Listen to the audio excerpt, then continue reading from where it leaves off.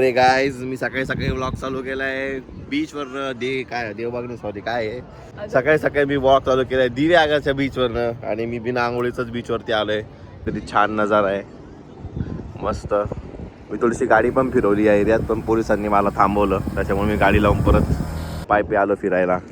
इथं तर गाईज आम्ही सकाळी सकाळी आलो सुवर्ण गणेश मंदिराचं दर्शन घ्यायला आणि अतिशय कमी गर्दीच्या वातावरणात ॲम्ब्युलन्स पण येतं.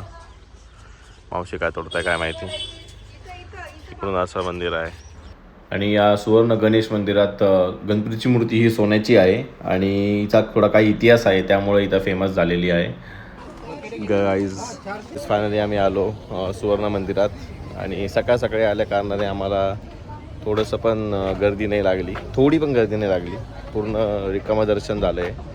आता गर्दी वाढायला चालू झालेली आहे. नेक्स्ट स्टॉप आहे रूपनारायण मंदिर. त्या ठिकाणी मंदिर जाऊ सगळीकडे प्री वेडिंगच चालू आहे, खतरनाक एकदम.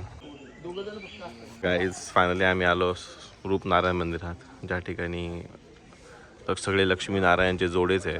इकडून तिकडून इकडे इकडे इकडे इकडे प्रायव्हसी त्यांची जाऊ द्या. फायनली आम्ही आलो उत्तरेश्वर श्री उत्तरेश्वर मंदिराला जे की अतिशय सुंदर वाटतंय.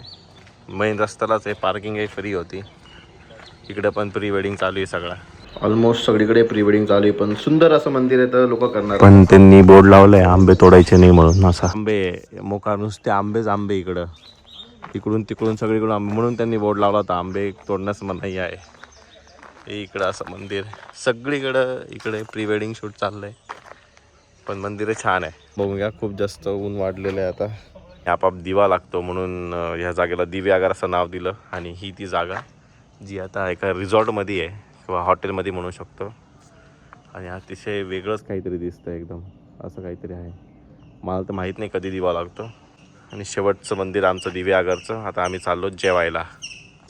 आम्ही आता रूम करतोय चेकआउट परत पहिल्यासारखा व्यवस्थित करून जाऊया आता आपण आपल्या घरी. सगळं चेकआउट करून आम्ही परत त्याच ठिकाणी आलो आहे. त्या ठिकाणी स्टार्टिंगला आम्ही नाश्ता केला होता कारण की त्या ठिकाणीच नाश्ता अवेलेबल आहे. 10 नंतर इकडं दिव्यागारला कुठंच नाश्ता भेटत नाही त्यामुळं आम्हाला दुसरीकडे जायला जागा चान्सच नाही भेटला. आम्ही परत याच ठिकाणी आलो आहे. खूप सारी टॅनिंग झालेली मला पण ओके आज चालतं. थोडं काळं बनलेलं कारण की मी समुद्रकिनारी गेलो होतो. जी मिसळपाव खाल्ला होता तोच परत मी घेतला आहे कारण की इथं आता दुसरं काही भेटणार नाही. आणि कालचा मिसळपाव चांगलाच होता. आज जरा पाणीपडी जास्त दिसतंय, काल जरा घट्ट होता तो. तर आपण फटाफट शेव मिक्स करू त्याच्यात आणि खाऊया. मला जाम भूक लागलेली आता मी कोणाला थांबवत नाही. मी फटाफट संपवणार आणि पुण्याला घरी निघणार. फायनली आम्ही आमची गाडी रेडी केलेली आहे. हॉटेल आदर्श हॉटेल म्हणून इकडे नाश्ता केला. कालही केला तर आजही केला. मिसळ छान होती.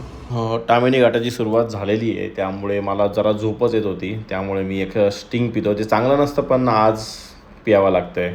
गाईज आपली गाडी आता निघूया परत पुण्याच्या साईडने. हा इकडून आता तामिनी घाट चालू होईल. हा पूर्ण तामिनी घाट आता या सगळ्या गोष्टींना आता चक्कर मारून जायला लागेल.